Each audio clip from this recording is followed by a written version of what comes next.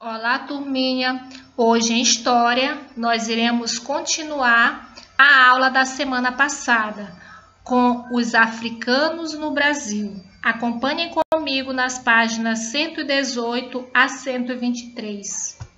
Africanos no Brasil. Os bantus e os iorubás, bem como outros povos africanos, não vieram para o Brasil por conta própria, foram trazidos à força para trabalhar como escravos, né? Então, realmente, esses povos, os bantus e os iorubás, eles não vieram para cá, para o Brasil, de livre e espontânea vontade. Eles vieram forçados, né? Até porque esses povos, quando eles saíram da África, eles ocupavam posições sociais importantes. Alguns deles eram sacerdotes, outros eram príncipes, militares, artistas, artesãos, políticos, né? Então, mesmo assim, eles não foram respeitados. E quando eles chegaram aqui, eles vieram para trabalhar no engenho da cana-de-açúcar no lugar dos indígenas, né? E da mesma forma aconteceu com os outros povos que viviam na África. Então, quando eles chegaram aqui no Brasil, eles não eram chamados pelo seu nome próprio, eles eram chamados pelo porto de onde eles saíram da África.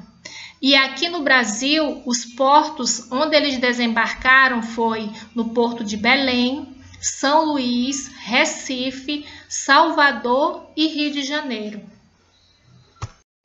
A viagem. Entre 1500 e 1867, quase 4.900.000 africanos foram trazidos da África para o Brasil. As condições de viagem eram muito ruins. No navio, os escravizados viajavam apertados, recebiam pouca comida e uma quantidade muito pequena de água. Nos mercados do Rio de Janeiro, de Salvador, Recife e São Luís, eram examinados e comprados. Então, os escravos naquela época, eles eram tratados como animais, né? Porque eles eram vendidos, né? Eles eram examinados como se fosse uma mercadoria. Então, observe a imagem ao lado. Como era um navio negreiro na época da escravidão? Então, observem que era um navio muito pequeno para a quantidade de escravos que vinham dentro dele. Então, eles vinham sentados, acorrentados, né? Recebiam pouca comida e pouca água, né? Se eles fizessem algo de errado, eles eram jogados ao mar. Então, eles passavam meses atravessando o oceano até chegar no Brasil, né? Então, eles passavam por muitas necessidades e era um sofrimento muito grande dentro dos navios. Trabalho, violência e castigos. O homem trabalhava como agricultor, carpinteiro, ferreiro, pescador, carregador e em várias outras funções. A mulher cultivava a terra, cuidava dos doentes, colhia e moía a cana, lavava, passava, fazia partos, vendia doces e salgados.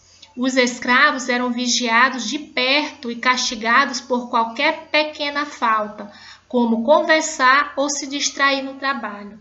Então, em qualquer situação, né, qualquer falha que eles tivessem, eles eram castigados.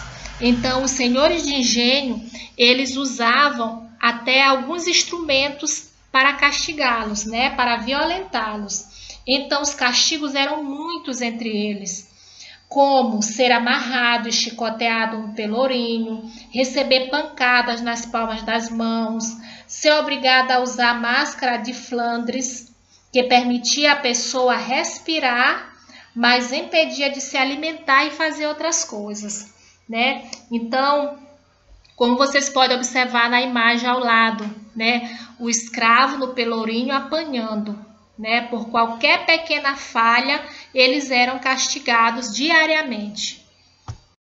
Resistência. Qual foi a forma encontrada pelos africanos para se libertar dessa situação toda? Então, os africanos e seus descendentes não aceitaram a escravidão de braços cruzados. No Brasil, eles resistiam jogando capoeira, promovendo festejos como a congada e fugindo sozinhos ou em grupos e formando quilombos, como vocês podem observar nas imagens abaixo, né? A primeira imagem, os escravos dançando a capoeira ou lutando a capoeira. Na segunda imagem nós temos a congada e a terceira imagem nós temos o quilombo, que era um lugar para onde eles iam, para que eles pudessem se refugiar, para que eles tivessem mais liberdade, né, de praticar a sua própria cultura, onde eles iam dançar capoeira, onde eles iam conversar. Então, era uma forma deles se libertarem.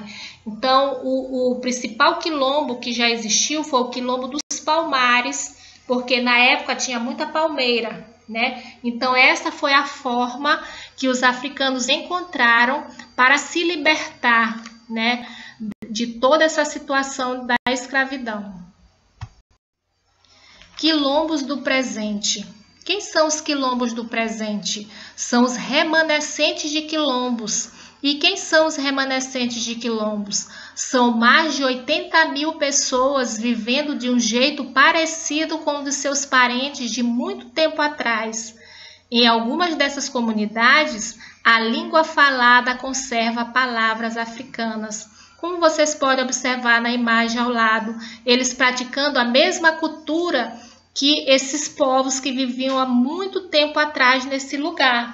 Então, muitos habitantes das comunidades quilombolas vêm lutando para reunir provas de que são descendentes de escravizados e conseguir um documento de que são donos das terras onde vivem, porque muitas pessoas não acreditam que eles são parentes de muito tempo desses povos que viveram, né, naquela época da escravidão neste local, né? Então, hoje, esses remanescentes de quilombos, eles praticam a mesma cultura, né, que os africanos que viveram aqui no Brasil naquela época. Ok, turminha? Então, ficamos por aqui. Fiquem com Deus e até a próxima.